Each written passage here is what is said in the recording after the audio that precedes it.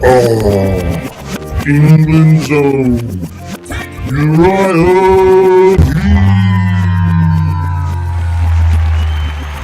Hey vinyl community and Uriah Heep fans, I'm here to show you my live collection of records and talk about my concert experience just a few days ago here in 2018, the month of April, with seeing the current incarnation of Uriah Heep live.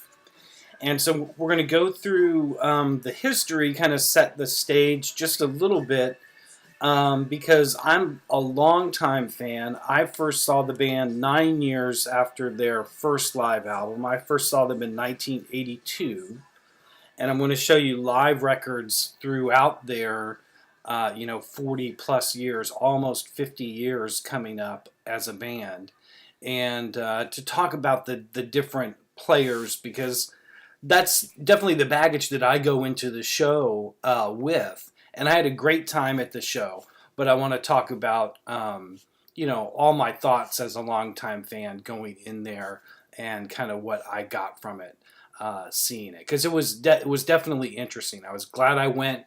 I saw them open for Judas Priest in 1982. And amazingly enough, a few days after seeing Uriah Heep, I got the chance to see Judas Priest.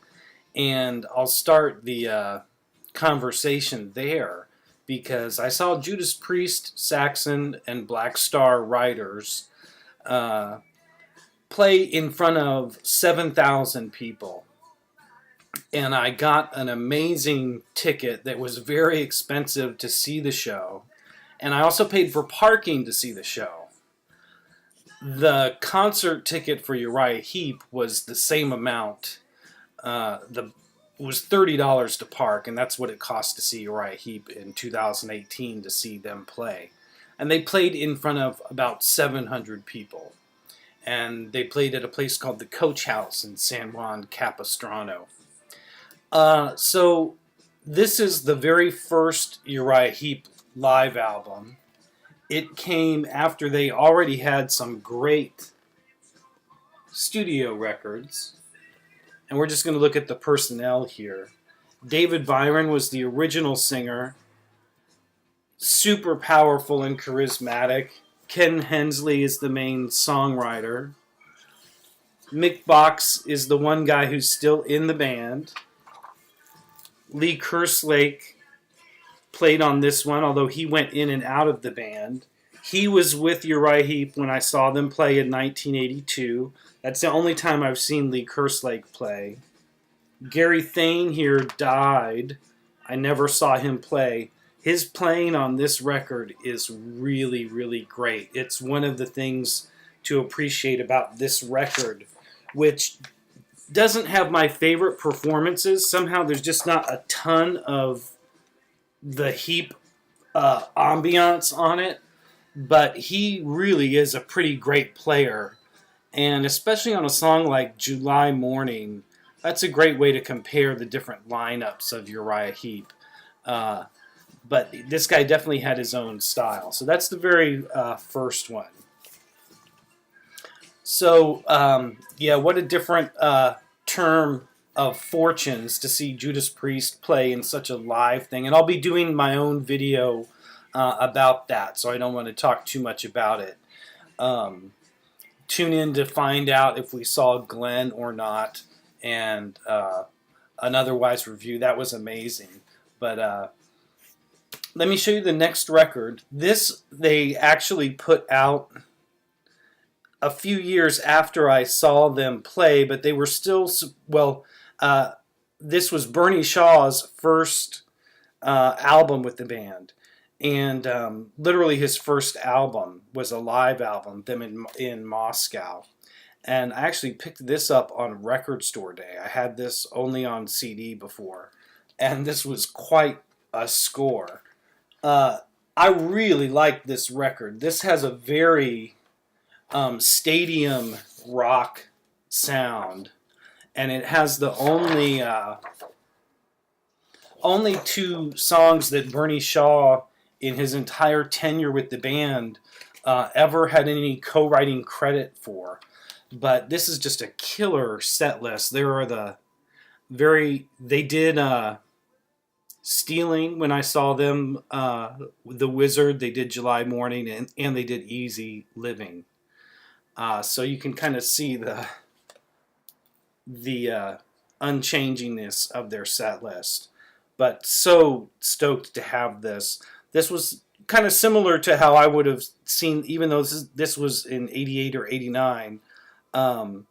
This was somewhat similar to the sound. They actually play "That's the Way That It Is," which is a song from the Abominog album.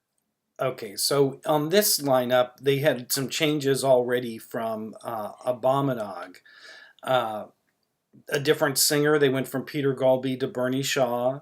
A different drummer, or the same drummer, Lee Kerslake, and then a different bass player. They went from Bob Daisley to Trevor Bolder from the Spiders from Mars. Now, Trevor Bolder is now deceased, but he's one reason this is a really great sounding album, even though it's got this big, airy, sort of Van Halen sound. And they just sound so happy to be playing in front of this crowd, and the crowd is into it big time. This was a early big rock show in Russia. It kind of didn't happen. It was pretty groundbreaking in '88, '89 for them to do that. So Trevor Bolder, Phil Lanzon, Lee Kerslake, Bernie Shaw, Mick Box. So yeah, I'm over the moon to have this copy on vinyl. Okay, the next record I want to show you is from 1994. This is Spellbinder, and this has the real steady lineup here with Bernie Shaw, Lee Kerslake, Trevor Bolder, Mick Box, and Phil Lanzon.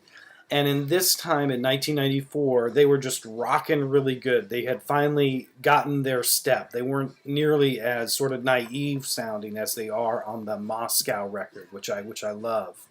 But they sound, they sound kind of just exuberant, And this one, they sound more serious and hard rock. They're pulling out some hard nuggets here of the classic stuff. They were starting to get their step with their own material a little bit. This is a great record, Spellbinder, from I think it's a '94 set that was actually released in '96.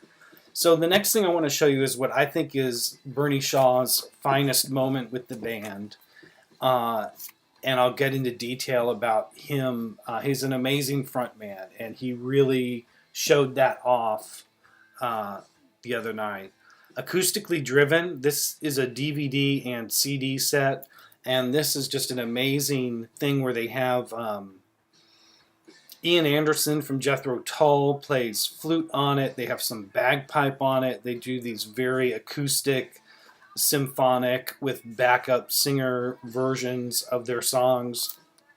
And Bernie Shaw is just, he's at the height of everything with the band. I think it's the best thing that he has done with Uriah Heep.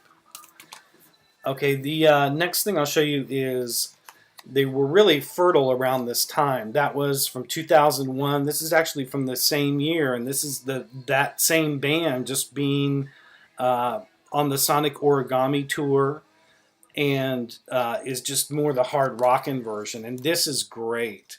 This is much better than the Raging Through the Silence thing, which I don't even have because I think that's a little earlier incarnation, and they're sort of really not nearly as together. This is a great collection here, also from 2001.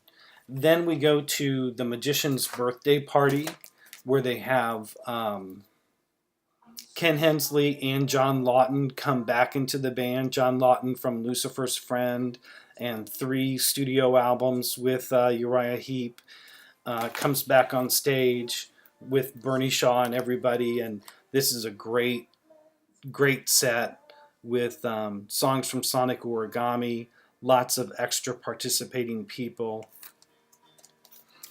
And let's see what's next. And then the final live one I'm going to show you is Live in Armenia, and this is from 2011.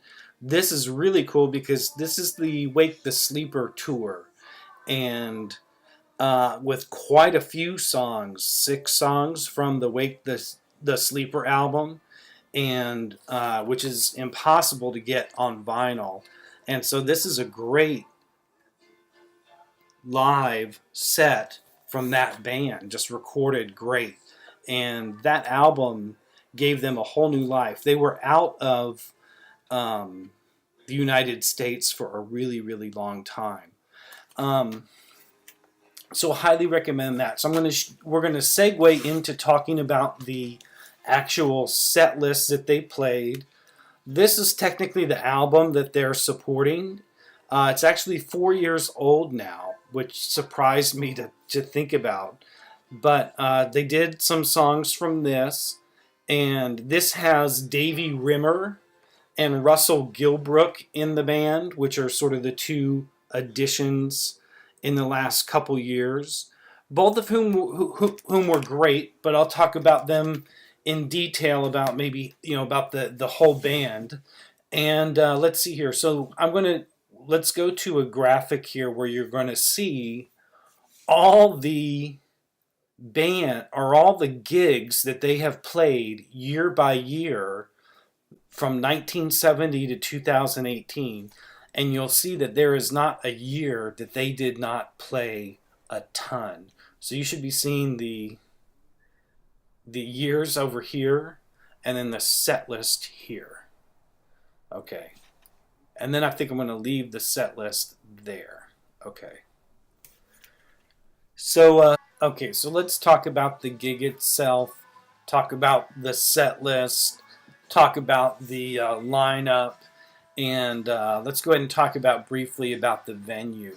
I saw them at a place called the Coach House in San Juan Capistrano. It's kind of a roadhouse dinner theater. It's the kind of place where they would encourage you to buy dinner. I did not do that. Buy dinner and a couple drinks. I bought one drink and just sat down after people already had their dinner and showed up a little later. But they had the place filled out, which is saying a lot. I think they're right by the freeway, so some people probably go there a lot no matter what's going on, and they'll pay the cover charge, which was like $30. And if I didn't say already, I meant to, was that's what I paid for parking at the Judas pre-show. Not trying to rub it in on Uriah Heep, but it just gives you the scale difference. So let's see here. Let me talk a little bit about, because I've seen them in their glory. I have their live albums. I always love hearing their songs. They owned the crowd. They really did. The singer Bernie Shaw, I'm pretty sure did not feel well from having seen them a lot. And let me explain. They canceled a gig the night before in Northern California. They were already in Southern California, so it almost didn't make sense to me even on paper. I mean, they would have had to drive 8 hours, do a gig, and then come back to Southern California again. And the reason I say that they didn't announce a reason why, but Bernie Shaw took every break he could to get off stage. And it's amazing because I bet you hardly anybody noticed that. You'd have to be really familiar with their live thing, because he was such a great showman at hitting all the points. But at one point, he was leaving the stage to go.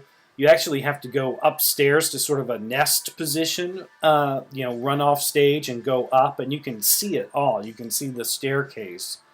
And there was a older, heavier, drunken guy who wanted to give Bernie Shaw a big bear hug. And Bernie was like, he just brushed right past him and got him out of the way, that he was on his way to go take a break. And when he came back, he was covered in, like he had just, dunked his head in cold water and stuff, which is probably par for the course in rock and roll, I understand. But nonetheless, they also took a drum solo, they took a guitar solo, They took these many extended things, which is very kind of unusual for them, and not to mention that the whole set list these days is about half an hour shorter than it was just a few years ago. So I'm not meaning to dump on them. I'm going to talk about the set list in detail, and but the one reason I feel comfortable in talking about it that way too is that they Bernie made 3 mentions from the stage about them still being on tour and how many dates they had done. And it was kind of a little sad. You know, he wasn't, it was like, we're still doing this. We still have to do it.